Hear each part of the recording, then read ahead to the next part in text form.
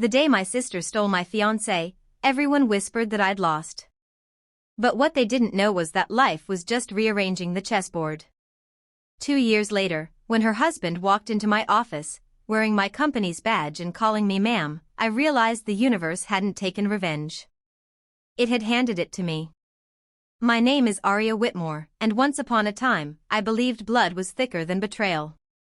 My sister, Celeste, was the kind of woman who could walk into a room and own it, confident, charming, and always draped in perfection. Growing up, she got everything she wanted. And when she set her eyes on my fiancé, she made sure she'd get him too. It all started 2 years ago, during my engagement dinner. The candlelight shimmered, champagne glasses clinked, and laughter filled the room. But while I was busy thanking guests, I caught Celeste looking at Ryan, my fiancé, in a way that made my heart twist. Her gaze lingered a little too long, her smile a little too soft. I brushed it off as imagination. Sisters share everything, right?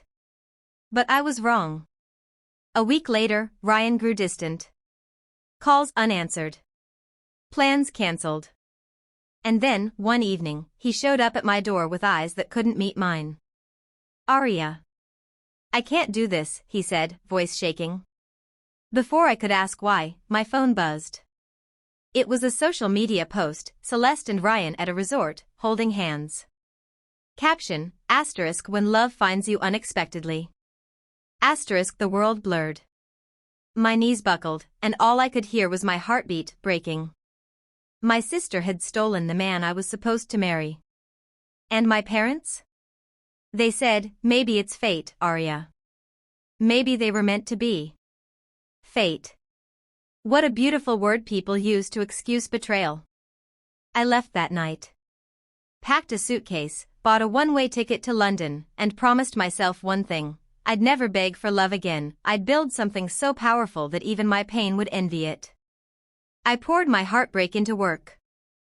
Days blurred into nights as I built my design consultancy, Aurelia Lux. Every line, every logo, every project was a piece of my healing stitched with ambition. Within a year, my designs caught the eye of global luxury brands. Contracts rolled in.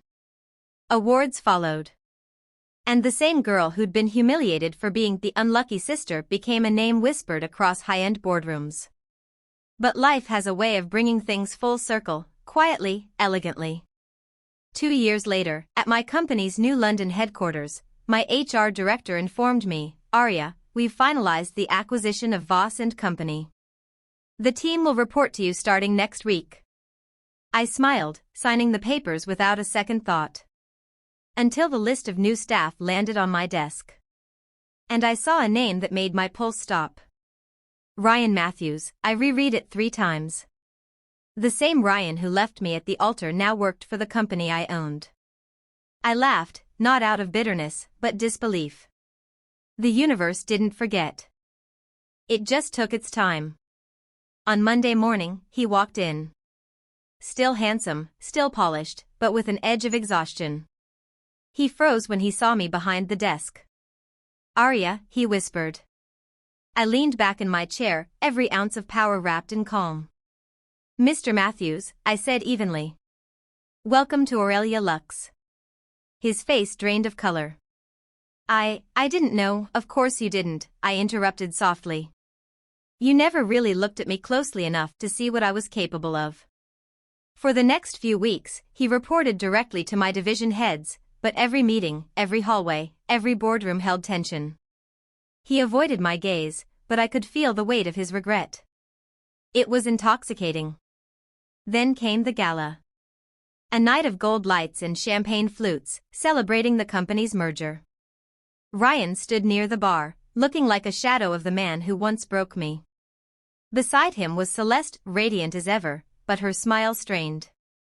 I walked over, calm and composed. Aria, she said, her tone sugar-laced with tension. I didn't realize you owned Aurelia Lux. Oh, I smiled, tilting my head. You didn't? Ryan didn't tell you who his boss was? Ryan looked away, jaw tight. The room seemed to quiet around us. Celeste's lips trembled. You planned this, didn't you? I laughed softly. No, Celeste. I just planned my success. The rest fell into place. She tried to recover her poise. Well, I'm sure Ryan will find a new position soon. I sipped my champagne, eyes steady. He's welcome to stay. We value loyalty here, even if it takes people a few years to understand what that means. Ryan's expression said everything. Regret. Shame. A flicker of admiration he'd never earned the right to feel. After that night, word spread quietly through the corporate circles. People whispered about the CEO whose ex worked under her. But I didn't care. I wasn't driven by revenge anymore. Revenge is noisy. Power is silent. Over time, Celeste's perfect world began to crack. Rumors of financial trouble followed Ryan. Their lavish lifestyle dimmed. Meanwhile, my company flourished, partnerships, expansions, a global luxury brand under my name. One morning, my secretary informed me, "Mrs. Matthews is here to see you." I almost laughed. But I said, "Send her in." Celeste walked in, dressed impeccably, but her confidence had thinned. "Arya," she began, voice trembling. I need a favor." I raised an eyebrow. "From the sister who taught me what betrayal looks like?" Tears welled in her eyes. "Ryan's lost his position. We're drowning in debt. I just thought maybe you could help." For a long moment, I said nothing. Then I smiled, not cruelly, just knowingly. "Celeste, I learned from you that people only value what they have when they lose it. Maybe this is your lesson." She looked at me like a child realizing the fire she started had burned her own house down. I stood, walked around the desk, and handed her a card. "My assistant's number. Have Ryan call if he wants an interview." Her eyes widened. "You'd hire him again?" I smiled faintly. "Not again. But maybe he can earn what he once threw away." She left silently. That night, I stood by my window, overlooking the London skyline, a sea of lights reflecting everything I'd become. The woman who once wept over betrayal now built empires with the same hands that once shook with heartbreak. People say success is the best revenge. They're wrong. Peace is. And nothing is quieter, or stronger, than the calm of knowing you rose without destroying, only by becoming untouchable.